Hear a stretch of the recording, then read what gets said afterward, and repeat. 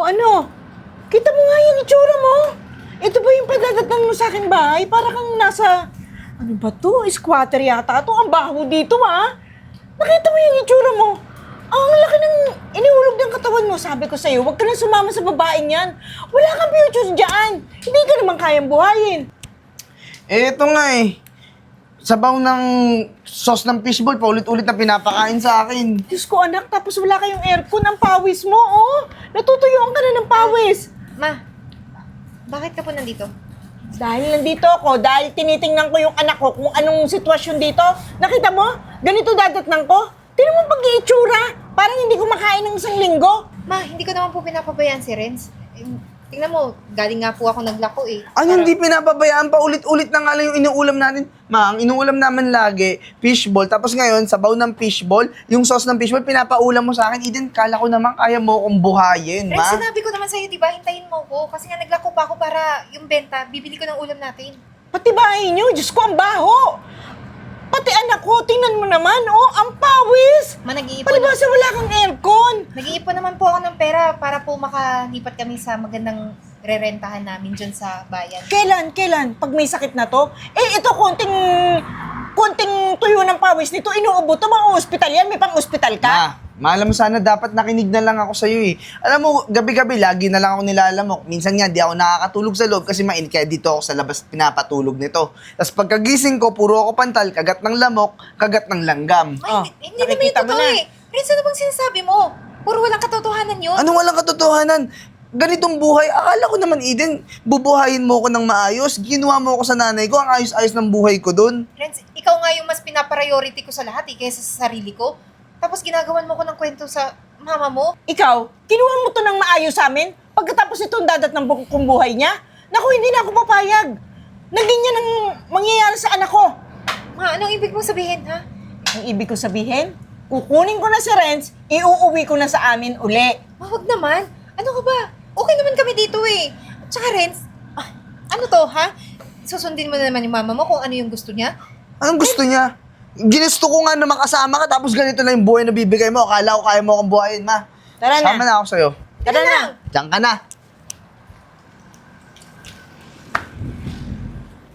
O, nakita mo? Ma, ito Nandito oh. ka sa bahay, maayos yung damit mo. Hindi kagaya ng kinuha kita kahapon, Diyos ko. Para kang anak dun sa kanto. Pero bagay ba to? Bagay ba tong suot ko ngayon? Oo, magugustuhan ka na niya nung babaeng irereto ko sa iyo. Sigurado ka. Ito dito Ang ba yun? hirap, oo. Hi, Tita! Hi! Mwah! Buti nakarating ka agad. Mwah! Wait lang. Ma, yung tay, nag-tay ko. Ang cute naman. Nagpapatali pa ng tay. Nako, nung sinundo ko to kahapon dun sa Okay, kanila, Diyos ko po, ang itsura. O iyan, parang hindi naligo. O iyan, okay na. Ang pawis mo, ha? Lang. Yung face towel mo, sinabi ko sa'yo. Ma, okay lang. Renz. Aryan. Naku, Nice to Aryan. meet you. Magkakasundo kayo talaga ng anak ko. Bagay na bagay kayong dalawa. O, nakita mo na, Renz. Ayan ang bagay sa'yo, si Aryan. Nakita mo? Ang ganda-ganda! O, at saka, mayaman ang pamilya niyan.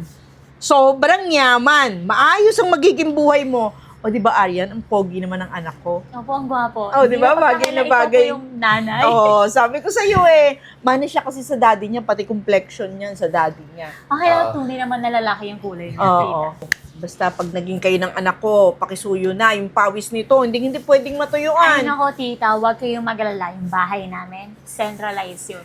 Nagpapawisan. Mabilis kasi ako magkaupo. Hoy, sino nagpapasok sa'yo dito? Sino to? Pasensya naman ha. Pumasok na ako kasi walang nagbukas eh. Gusto ko lang sanang kunin si Renz. Anong kunin si Renz? Ang kapal ng mukha mo talaga, may pagmamakapang tawag sa akin. Kailan ko sinabi sa'yo na mama itawag mo sa akin? Tsaka, paano makukunin tong si Renz? Nakuha ko na nga sa inyo, nakita mo pag-iitsura ngayon? Mukhang tao na. Nakita mo? Pero ma, kami pa rin yung magka-live-in partner. Gusto ko lang sabihin din sa inyo na buntis na ako. Kasi sinod ang buntis ka. Nung kinuha mo to, ang sabi mo, maayos ang tayo. Nakita mo nga yung pinuntahan kong bahay nyo? Parang bahay lang ng daga. Hindi mo kayang buhayin yung anak ko. Girl, pwede ba? Huwag mo nang bawiin si Renz. Kasi, sabi nga ni Tita, hindi mo kayang bigyan ng magandang buhay. Eh sa akin, magbubuhay hari siya. Sa'yo, ano ba yan? Kaya naman pala ang baho. May dala ka pang tuyo dito. Yan ba yung pinapakain mo sa kanya? Kaya pala, nagmukhang malnourished eh. Eden, akala ko naman kasi magiging maayos yung pagsasama natin. Akala ko sapat na yung pagmamahal lang, pero yung buhay kasi na marangya, hindi ko kayang ipagpalit kahit na buntis ka pa. Sabi mo kasi may maganda kang trabaho na kayang bumuhay sa ating dalawa, tas magkaroon ng pamilya, pero wala, mahirap lang. Lagi lang tayong umaasa dyan sa tinitinda mong kung ano-anong parang basura. Nakita mo na? Natauhan na yung anak ko. Samantalang etong katabi mo, yung mapapangasawa niya, aba, eredera yan. Mayaman yan. Marami Nakita kayong mo, sa hilatsyan nyo pa lang, pati sa pag-iitsura nyo, napakalayo. Kaya huwag ka na mangarap. Naintindihan mo? Pero po, hindi naman yun yung napag-usapan namin ni Renz.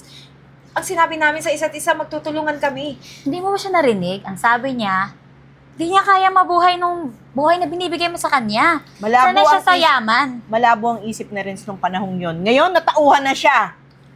Ano pang... Oh, parang awa mo na. Eden, ano ba? Sumusunod lang ako kay mama, mas kailangan ko makinig sa kanya sa ngayon kasi yung buhay na binigay mo sa akin, hindi ko rin nagustuhan, para akong daga sa hirap. Yung mga sinabi ko nun sa'yo, pinagsisisihan ko na. Paano na itong magiging anak natin? Sinong tutulong sa akin? Buhayin mo mag-isa! Ano?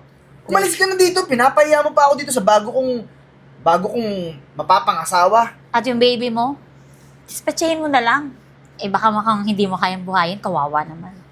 Kapal din Pag ang gusto mukha mo, bigay no? mo sa amin, kami bubuhay. Kayo? Sa inyo ko ibibigay magiging anak namin? Hindi siguro. Alam niyo kung bakit?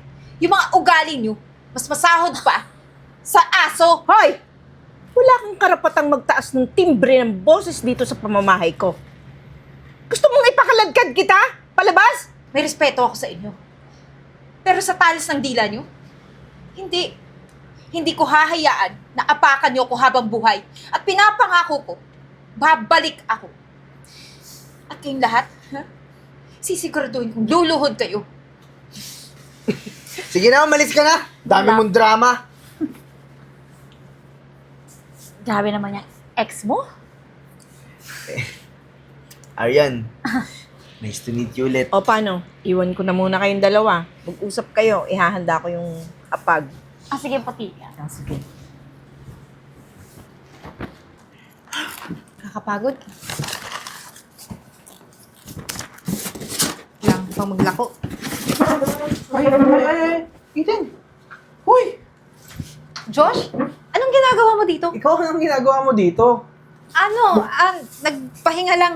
Tumambay saglit kasi naglalako ako. Ano, kamusta yung ginawa mo? Wala eh.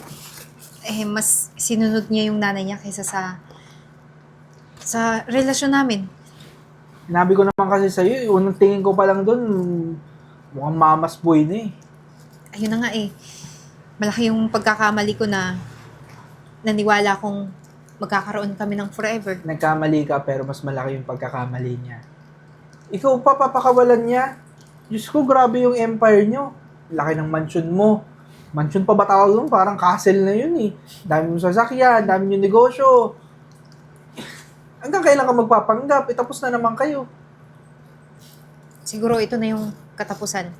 Ayoko na rin. Tama yan. Ah, Ibet, tara dito. Ah, ito, PA ko to. Magmula ngayong araw, PA ka na niya. Sundin mo lahat ng utos niya. Si Eden yan. Yan magiging amo mo ngayon, okay? Ano pa pong kailangan mo, sir, para sa kanya? Alam, ba't ako tinatanong mo? Siya, tanungin mo. Ay, sorry. Ma'am, may kailangan po ba kayo? Kailangan ko ng 3 bagong kotse. Sige po. Tapos yung 2 condo unit ko, Okay po. dapat linisan nyo. At dapat bumili din tayo ng 3 condo para sa negosyo ko. At yung mga yate, kailangan malinis din. Kasi kailangan kong gamitin yun sa weekend. At yung subdivision, kailangan asikasuhin yung mabuti at ako'y bibisita doon next week. Okay po. Take note po. Makakasa po kayo. Oh, may dala ka bang sasakyan? Opo. Nasa labas lang po yung limousine. Oh, sige, sa'yo na yun. Okay. Gusto ko kasing puntahan ngayon yung kondo ko. Gusto kong tingnan at bisitahin. Tara na po. Ingat ka.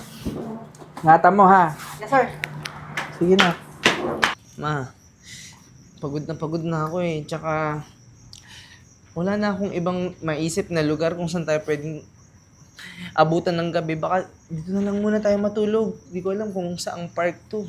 Wala naman sigurong sisita sa atin dito. Dito na lang tayo matulog, oh. Eden? Oo, ako nga. Eden, tamang-tama. Bakit? Kailangan niyo ng tulong ko? Oo, Eden. Alam mo, para ka talagang hulog ng langit, mas si Eden. Alam mo ba na nabalitaan namin ni Mama yung totoong sitwasyon mo na mayaman ka pala talaga.